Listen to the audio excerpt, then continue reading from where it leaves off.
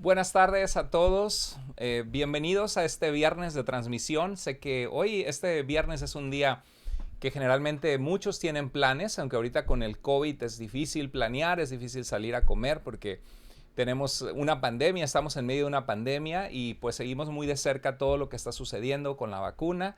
Esta semana para mí fue un poquito difícil la semana pasada porque alrededor del viernes empecé a sentirme un poquito mal y luego el sábado también, y tenía algún tipo de virus en mi cuerpo, sentía como una presión en mi cara y en mi sien, y como un poquito de malestar estomacal, pero no tuve fiebre.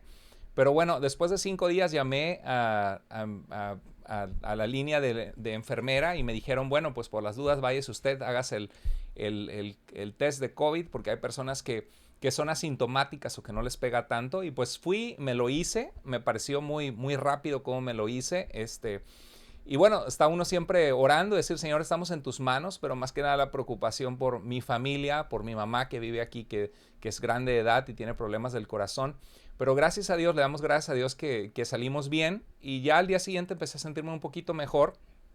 Hoy, gracias a Dios, amanecí mejor. Parece que tuve algún virus ahí por una semana. Y bueno, dice de uno, ¿no? Que sale de una y entra otra, porque esta semana, hoy estaba en el cuarto trabajando en la computadora, y de repente mi pequeñita, mi Elisa, que tiene 1 año y 2 meses, le encanta desconectar la lámpara que tenemos en el cuarto, y el foco de arriba no sirve. Entonces desconecta la lámpara y pues está todo oscuro. Y movió uno de los es como un banquito, como un baúl, lo movió en medio, y pues en total oscuridad voy pasando y me golpeé, me caí, me raspé la rodilla, me sangré con el banquito, luego me raspé y tengo todo raspado aquí el codo, y caí de lado con el hombro y tengo un golpazo aquí atrás en la espalda, todo raspado, hasta se ve rojo de sangre. Le digo a mi esposa, mi esposa escuchó que tembló la casa de mi caída, y le digo a Paola, a mi esposa, le digo, oye, parece que fui a competir en bicicleta deportiva de montaña y que me di una caída tremenda, pero no fue, uno se siente ridículo, ¿no? Porque en tu propia casa me caí y me di un golpazo, así que ando golpeado, me siento golpeado, al rato me voy a poner más hielo. Pero así es la vida. A veces uno sale de unas y se mete en otras. Y ser cristiano no significa que uno está exento de vivir en esta vida frágil, donde uno se accidenta, donde uno es propenso a la enfermedad, es propenso a todo, aún como cristiano. Pero lo lindo es saber que Dios cuida de nosotros, que Dios nos guarda, que no cambiaríamos todas las bendiciones que Dios nos da de conocerlo, de estar en el centro de su voluntad. Y realmente, pues somos tan bendecidos a pesar de que a veces pasemos por rachas difíciles. Y de verdad, nuestro corazón se duele con personas que han perdido familiares, que han perdido seres queridos ahorita con el COVID. Y continuemos orando unos por otros, manteniéndonos en oración delante del Padre, delante de Dios. Dios se alegra cuando nuestro corazón tiene empatía por los demás e intercedemos por otros. No dejemos de interceder en oración.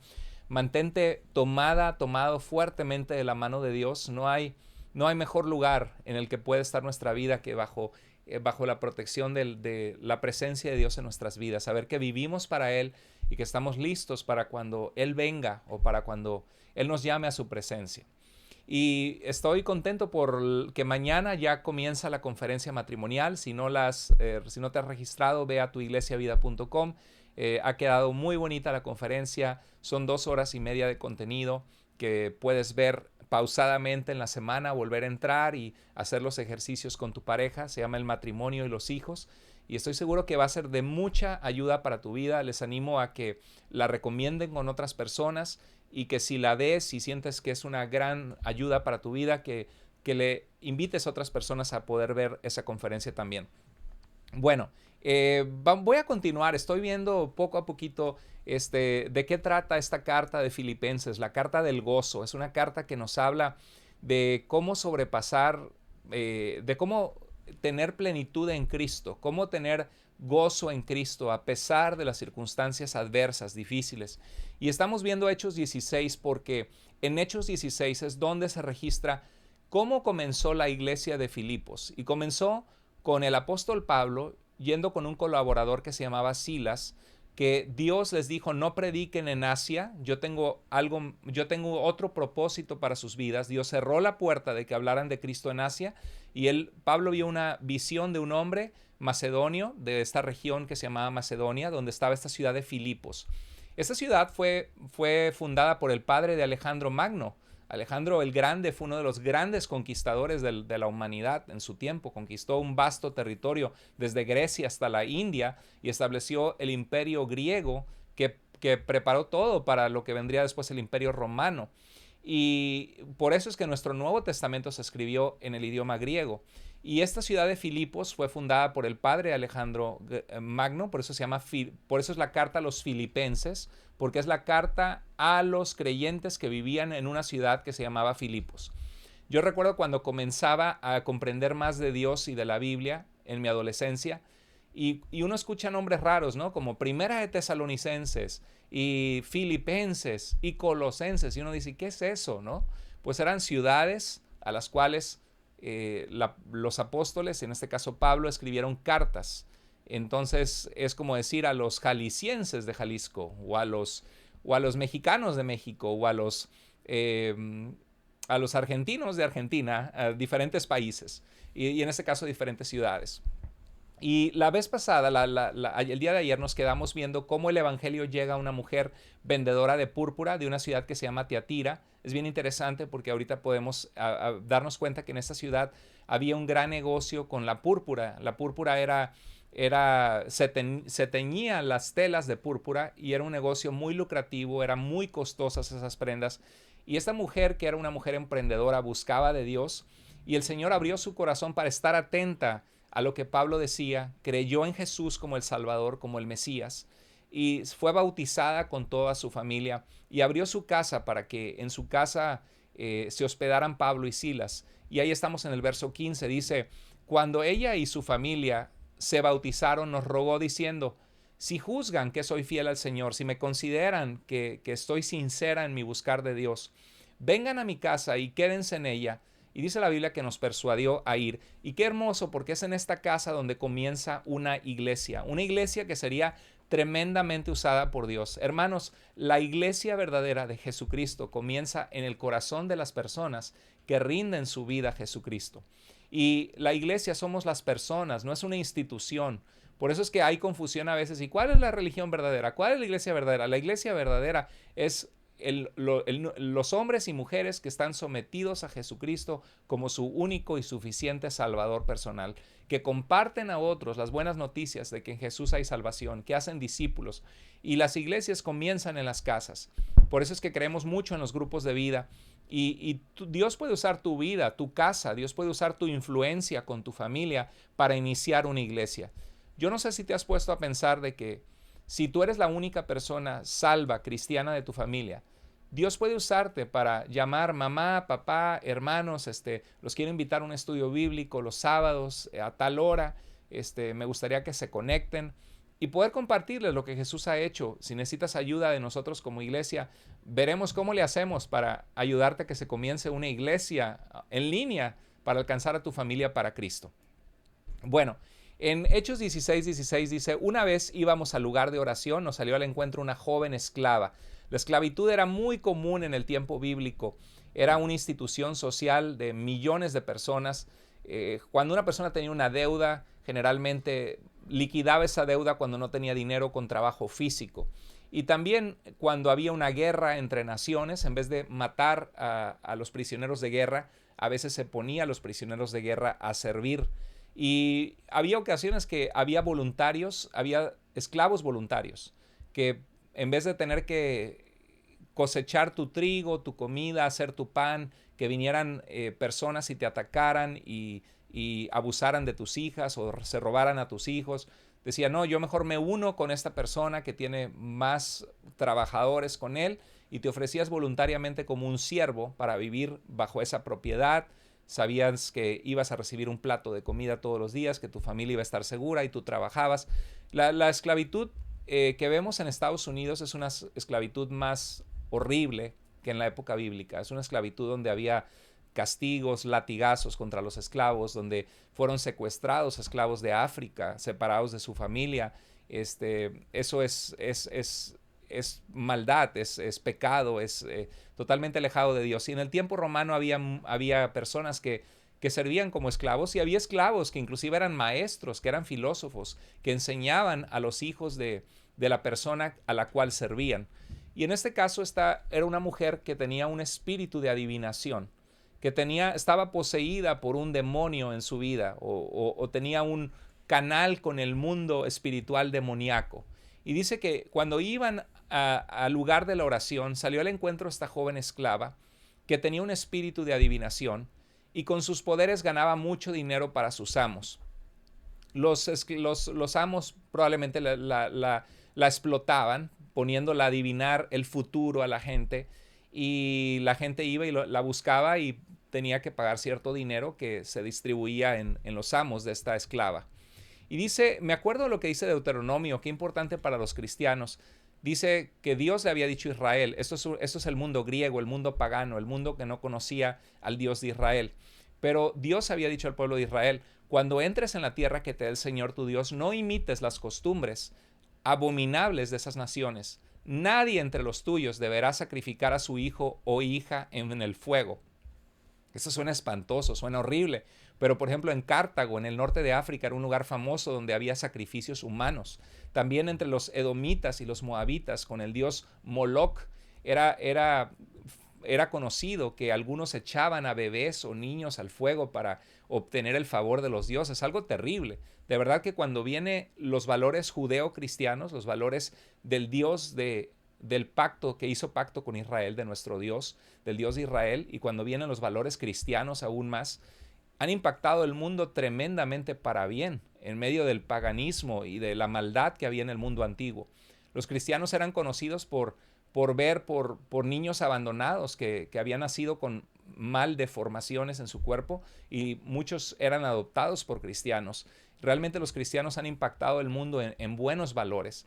Pero en este caso había naciones que sacrificaban a los dioses paganos, a sus hijos al fuego. Y dice el verso 10, nadie entre los tuyos deberá sacrificar a su hijo o hija al fuego, ni practicar adivinación, brujería o hechicería, ni hacer conjuros, servir de medium, espiritista o consultar a los muertos. Es algo prohibido para el cristiano meterse en este mundo. ¿Sabes que hay un mundo de maldad invisible? Hay un mundo espiritual de Satanás y de sus demonios.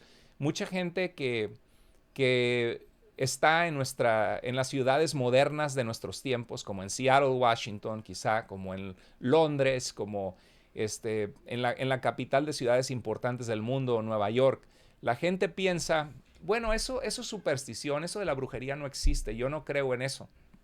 La mayoría de nosotros, siendo latinoamericanos, venimos de países donde vimos que la gente practicaba la hechicería, la brujería. Si vienes de México, de Veracruz, si vienes de Honduras, de, no sé, Guatemala, El Salvador, de países donde se ve, ni se diga Cuba, con la santería, por ejemplo. Y ahorita en México tan fuerte que está esto de la supuesta Santa Muerte, que es absurdo que la gente le reza a un santo que no es santo ni siquiera en la Iglesia Católica. La muerte es un enemigo del ser humano, es la cesación de la vida. La muerte no es un espíritu, es una cesación de la vida, y dice la Biblia que cuando venga el Señor con su reino y ya no haya más llanto, ni más tristeza, ni más dolor, dice, sorbida es la muerte en victoria. O sea, la muerte desaparecerá, será destruida por la victoria de la vida que Dios, que Jesucristo, que es la resurrección y la vida, dará a los que son suyos. He visto cómo la gente que se mete en estos terrenos de Satanás sufre verdaderamente. Hay muchos fenómenos paranormales que se mueven cosas, que escuchas ruidos, que hay un mundo espiritual que es real, pero la Biblia nos dice que es secreto, que no nos pertenece a nosotros meternos a ese mundo. Dice Deuteronomio 29:29. Las cosas secretas pertenecen a Dios, mas las reveladas son para nosotros y nuestros hijos, para que obedezcamos al Señor, para que le sigamos. Pero hay cosas secretas. La gente pregunta, ¿y qué de los ovnis, pastor? ¿Será que hay vida en otros mundos? Ese es un tema bien interesante, ¿no? Objeto volador no identificado. Yo creo en los ovnis porque los he visto 2 veces en mi vida, una vez en Los Ángeles, California, y otra vez en la Ciudad de México. No te digo que vi marcianitos verdes, pero lo que sí vi es objetos voladores no identificados. ¿Qué serán? pues solo Dios sabe, pero lo que sí sé es que en la Biblia Dios nos dice que antes de que nosotros existiéramos en este mundo, Dios tiene seres en su presencia que le adoran, que se postran delante de Él, y antes de que hace muchos siglos atrás y milenios quizá, hubo una gran rebelión en el cielo de Satanás y ángeles de Dios, que son los demonios ahora. Y dice la Biblia que hay ángeles, mensajeros de Dios para nosotros, seres espirituales que habitan en la presencia de Dios, arcángeles, jefes de ángeles, hay serafines. Me acuerdo cuando estaba en el seminario estudiando hebreo, que estudié el verbo seraf, que significa arder en fuego. Y en mi mente dije, de ahí viene la palabra serafines, porque son los que arden en fuego, ante la presencia de Dios, en el poder de Dios. Imagínate, si Dios creó el sol y las estrellas, pues hay seres que tienen vida y que están ardiendo, y se llaman serafines. También están los querubines que guardan la presencia de Dios. Entonces, pues claro que Dios puede crear otros seres y solamente Dios sabe quiénes son, de dónde vienen, nosotros no sabemos, pero Dios, todo está bajo el control de Dios y hay cosas que son secretas para nosotros y que no nos corresponde a nosotros saber, ni meternos a ese mundo, ni andar disque consultando muertos. Eso que dicen que se me apareció mi abuelita, que se me apareció mi papá, que se me apareció una niña muerta. No, no. En todo caso se te aparecerá un demonio y Satanás es padre de mentira y se disfraza como ángel de luz. Si quieres saber si es de Dios, dile en el nombre de Jesús, Dios te reprenda. Estoy bajo la protección de Dios en mi vida y clama a Dios, y si se va, pues no es un muerto, era un demonio. Entonces, lo que tenemos que entender es de que este mundo es un mundo real, que no tenemos que meternos ni hacer conjuros, ni servir de medium espiritista o consultar muertos. Es algo que Dios aclara.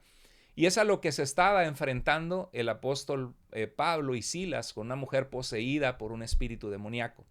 Y gente que yo he visto que se mete a esto, escuchaba el testimonio de una persona que decía que se metió a la santería, y cuando se metió a la santería empezó a irles muy bien al inicio, empezaron a tener mucho dinero por medio de las cosas que hacían de brujería. Entonces decían, la gente dice, no, pues sí funciona, voy a meterme más, pero al rato terminó su vida destruida, terminaron en la peor pobreza, terminaron divorciados, creo que se les murió un hijo, una situación horrible. Y así es como Satanás paga a la gente que se mete en esto. Uno tiene que tener mucho cuidado porque la curiosidad mató al gato. Hay gente que tiene enfermedades incurables y van y buscan un curandero. Que no saben qué hacer en la vida y van y buscan a una persona adivina o que les eche el tarot o las cartas.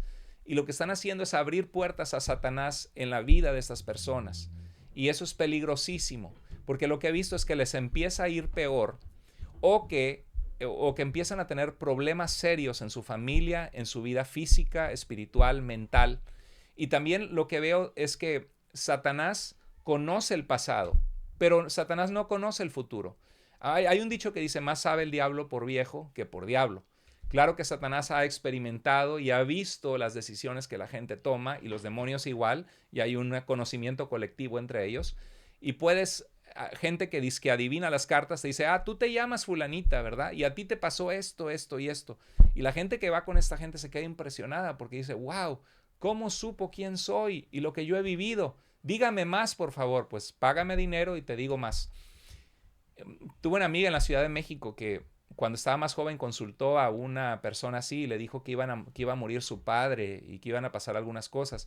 Y pasó como 1 o 2 años después que murió su padre y pasaron cosas muy feas en su vida. Y digo, qué triste, porque es como una puerta que abren a Satanás. Y si te auguran algo mal, Satanás puede hacer que te suceda.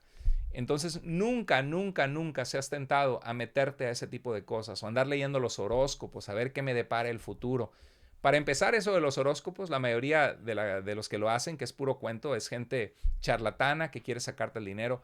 Y en segundo lugar, estás abriendo puerta en tu vida. O sea, tienes la palabra de Dios, tienes la guía del Espíritu Santo, si eres un hijo o una hija de Dios. Nada tenemos que estar haciendo en el terreno de Satanás, porque siempre cuando abres esa puerta es algo que te va a obstaculizar, que va a dañar tu vida espiritualmente. Es mejor depender de Dios, confiar que Él cuida de nosotros, clamar a Él, que estar buscando una persona así. Y esta divina a eso se dedicaba. y iba atrás de ellos y gritaba: estos hombres, que era Pablo y Silas, son siervos del Dios Altísimo y les anuncian a ustedes el camino de salvación. Estaba diciendo verdad esta mujer por medio de de su comunión con este demonio. Estaban diciendo la verdad. Y Pablo dice en el verso siguiente, 18, que así continuó durante muchos días. Y uno se queda a pensar, ¿por qué no Pablo sacó el demonio de la mujer antes? ¿Verdad que es una pregunta interesante? Para empezar, esta mujer estaba probablemente con sus amos, ella era una esclava, y siempre es como que si Pablo intervenía, estaba interviniendo en la vida de alguien más. Y por el otro lado también, yo he visto en esto de la posesión demoníaca que pasa esto, que la gente que enfrenta posesión demoníaca, que hay casos reales, muy tristes, es porque han abierto puerta en su vida, porque se pusieron a jugar la cuija, a consultar a los muertos, porque se metieron a brujería y de alguna manera terminaron atrapados por Satanás. Es importante entender que si como cristianos expulsamos un demonio en el nombre de Jesús, que hay casos muy difíciles que requieren oración, que requieren ayuno, no va a salir esa persona así nada más y ya la persona va a tener a Cristo en su corazón. Esa persona tiene que decidir entregar su vida al Señor Jesucristo.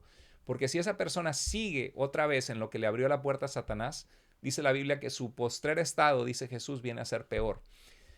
Hace tiempo atrás fui a la casa de una persona y me dijeron que escuchaba voces, que había opresión demoníaca, no sabía si posesión. Mi propósito como pastor era presentarle a Jesucristo. Mi oración era que él tuviera lucidez y entendiera quién es Jesús, lo que Jesús ha hecho. Y en medio de esa plática le presenté el plan de salvación, oramos por él, entregó su vida a Jesucristo. Y eso fue lo que le dio libertad. Cristo es quien nos liberta. Lo más importante es que la persona esté consciente para poder entregar su vida a Jesucristo. Porque dice la Biblia que si el Hijo de Dios nos libertare, seremos verdaderamente libres. Lo que hace la libertad no es nuestra autoridad o nuestros gritos, sino es Jesús y la presencia de Dios.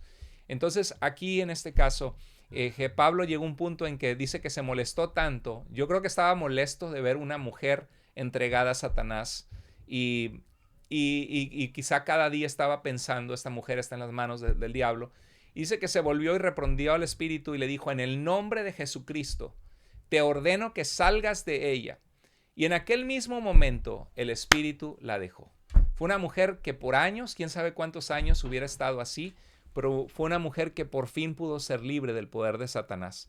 Yo imagino que en esta mujer hubo un gozo. La Biblia no nos dice más de ella, pero yo estoy seguro que Pablo y Silas le hablaron del Señor. Lo que sí nos dice es que se enojaron muchísimo sus amos. Dice en el verso 19 que cuando los amos de la joven se dieron cuenta de que se le había esfumado la esperanza de ganar dinero, echaron mano a Pablo y Silas y los arrastraron a la plaza ante las autoridades. Estaban enojadísimos.